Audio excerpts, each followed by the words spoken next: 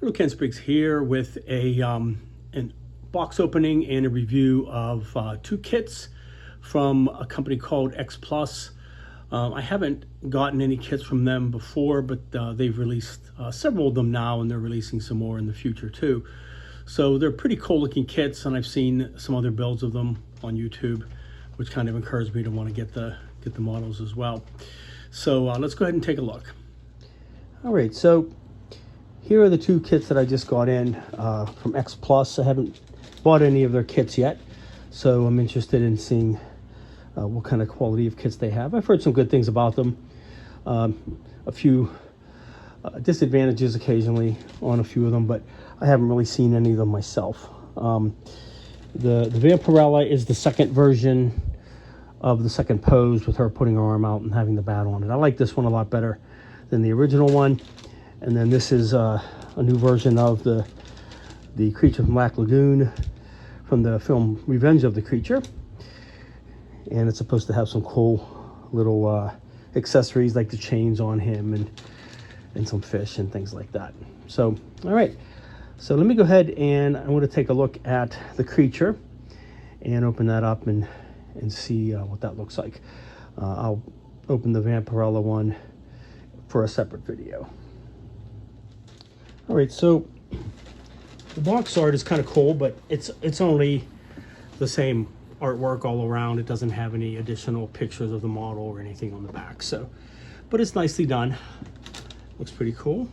And it's a 1/8 scale model.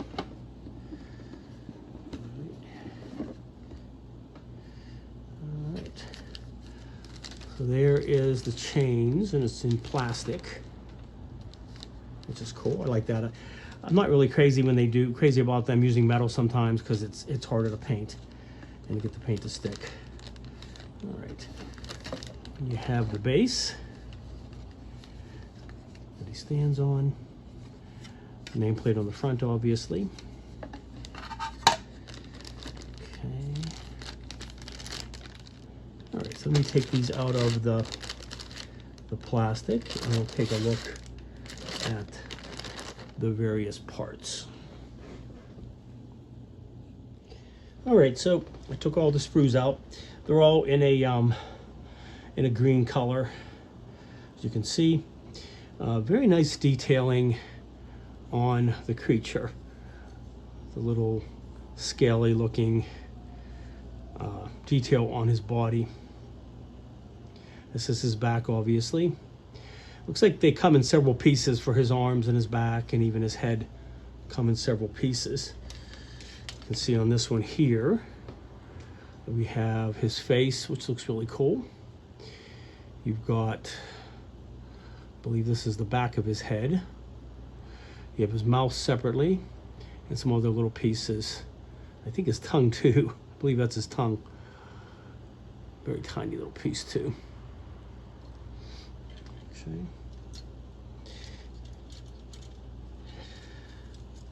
And you have some of the accessories, which are cool. These little fish are kind of neat looking. Little fins for them, I think. I'm not sure how they get. They're supposed to be swimming in water, of course, because he's in a tank. So I'm not sure if they're supposed to be like a part that extends it. I'll have to see when I get into the instructions, but those are kind of cool. And you've got his feet. This hand's kind of cool. This hand is one piece, but it's both sides of it. There's detail all around the part, which is cool. This other hand as well, but then they have the fingers are separate for some reason. I think because it's bent. Maybe his hand is closed or something. That looks like his stomach. Again, really nice detail on there. This is really cool. And again, this part is really thick and chunky, which is cool. This anchor, it's got detail all around it. It goes onto the base. You've got the handcuffs, the shackles for him. Little starfish, another part of the shackle goes on to him. the nameplate for the creature, Revenge of the Creature. Okay. And then you have more parts for his body, his legs and arms. It's kind of cool. What I'm hoping, and I've heard about some of their other kits, that they engineer them pretty well so that a lot of the seams are hidden, so you don't have to worry about trying to fill them in. He would be difficult with seams because of the fact that you got this scaly detail, which is really fine detail. So hopefully there's not an issue with that, and hopefully the other parts cover it up so it's hidden fairly well. Seems like a lot of parts, so I'm hoping that's how it would work. And then you have his legs, very cool. You have these pieces of twisted seaweed or plankton, kind of cool looking. Go into the base.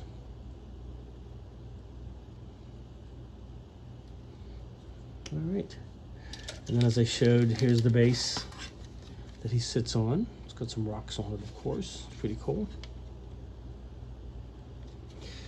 And you have the chain links that are made out of plastic.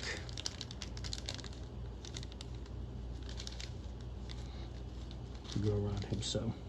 All right, so pretty neat. Let me go ahead and get out the instructions and we'll take a look at them. All right, and here are the instructions. So you have another image of the box art, and then you have a fold out, and it's basically 2 full pages of instructions for him and putting him together and onto the base. So it does definitely look like they have done some good engineering. So for example, you have the legs where you have the front and the back, and then you have an outer left leg and outer right inner leg, outer and inner leg on either side. So that covers up the seam. And you have similar things on his torso, the back and the front and the 2 sides.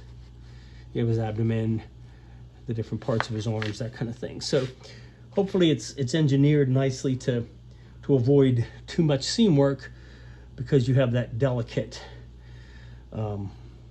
detail on there with his scales, and you don't want to have to try to match that up. Then you have the display base, and you have the giant anchor, and you have the twisted seaweed or kelp or whatever that is, and then you have the fish. And the fish look like they glue onto the ends of this, so it looks like they're swimming around in the twisting seaweed. And that goes on the base. Of course, you have the chain and the shackles on him. I like the pose, which is cool. You have the chains around his left arm, and then you have his right arm up in the air. That looks pretty cool. I really like that. And then when you go to the other side, then you have a paint guide on what to paint. It's kind of funny. They have a little picture of a real life French angelfish, which is what these fish are apparently, but it's black and white. So it's not much of a paint guide. It's black and white. It's just funny. That's pretty funny.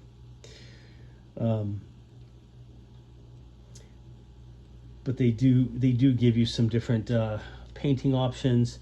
They even suggest, which I did with my Invisible Man, that you could paint this in black and white, since he was in black and white in the original movie. I don't know if I want to take that approach with it or not. I like the fact that he's green and that sort of thing, but we'll kind of see. But that's cool, and it shows how you would position him and that sort of thing. So yeah, looking at this picture, it really doesn't look like there's a lot of issues with seams that you'd have to worry too much about, that they're pretty much just covered up by those side pieces. So that's going to be pretty cool. That would certainly make him a lot easier to paint and not have to worry so much about fixing the fine detail. Be able to just focus on the painting and the different shading and things like that. So, okay, but very cool. Looks like a very nice kit. Looks like it's nicely designed.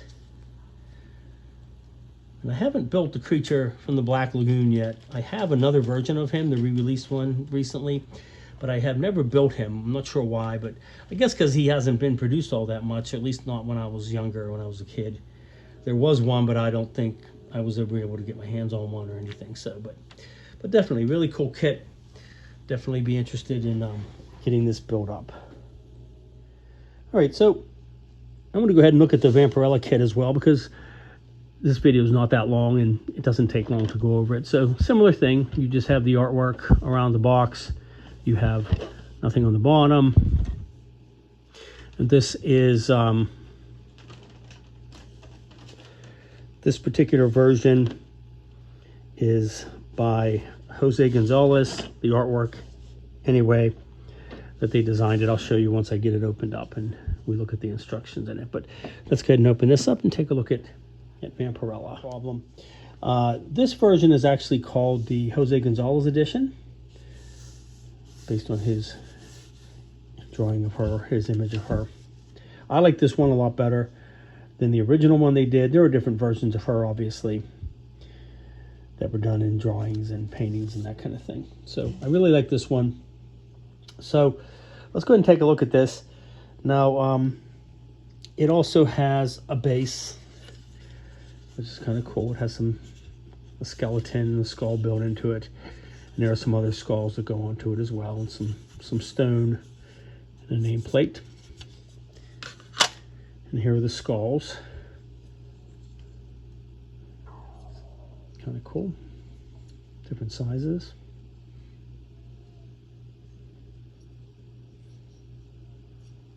So that'll be neat.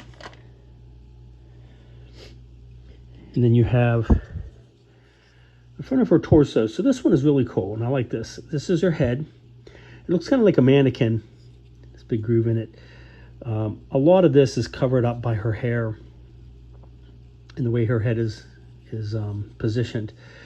And then the front of her torso, I think, is pretty cool because you have the parts that stay the flesh colored right here in the middle and over in the side. And then you have her red skimpy outfit. There's the back, here's the front. It actually just goes over top of it. So you could paint this red and then put it over top of it, and then that little symbol down there is gold, I believe. And this would be painted flesh. So you can do this separately and then put the outfit over top of it, so you don't have to worry about trying to mask those intricate curves in it. Then you have her hands. For some reason, this one has the thumb separate. I'm not quite sure why that is. I don't know if it's a fit issue, but other than that, the hands are one piece. You'd have to clean up the seams around her wrists, of course, because she just has bare arms. They're not, it's not a costume or anything. Have the back. And the same thing.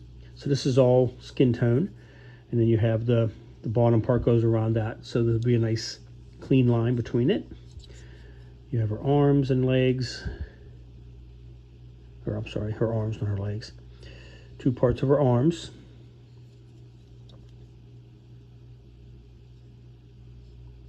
Put that together.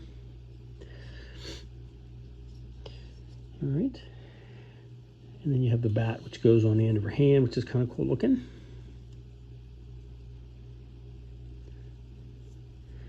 And her hair comes in a couple different pieces, which is neat. You can add on some parts that are sticking out from it.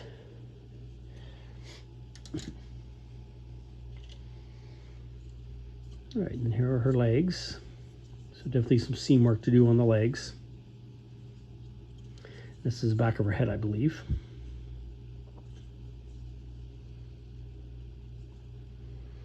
Okay. And then you have several pieces of her hair. So this piece here, this piece. Those are the little pieces I showed you. You have her two boots. And then the soles with the heel on the bottom. And then her nameplate, of course, Vampirella. It's kind of cool. Okay. So pretty straightforward. It's a nice design. I think it'll really help to build it.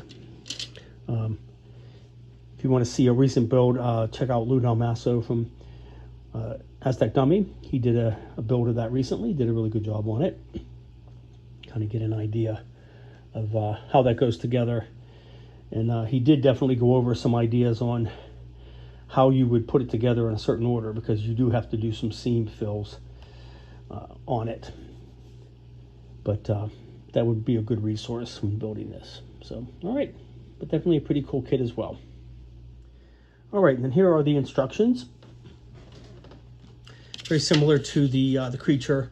You have the box art, and then you have a fold open page, basically 2 big pages to put her together. Seems pretty straightforward kind of a thing.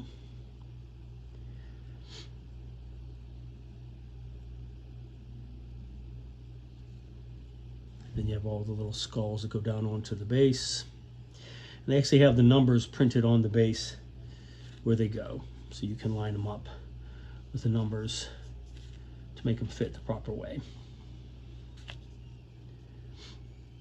So definitely would be some work, but I think they did a good job, like they did with the creature, in hiding a good part of the seams as far as like her outfit and the skin tones, that sort of thing. But she would definitely have a little more work to do in getting her cleaned up for that particular thing. Oh, and it does have, I didn't notice that, it does have a bracelet on the wrist where the hand connects, so that will hide that seam where the hand goes. You won't have to worry about doing that, which is nice. I don't know if both sides do. It looks like the left arm does, but I don't know about the right side. Maybe not. So it looks like mostly the legs are going to need some seam work on them for sure. A little bit on the torso. Maybe on the wrist and the arms, of course, we'll have to have some. The shoulders where they attach. You're going to have to clean that up as well. But pretty cool pose. And then on the other side, you have the little color diagram. They even have some images for the face on how to color her face, like her highlight and eyeshadow, blush, that kind of thing.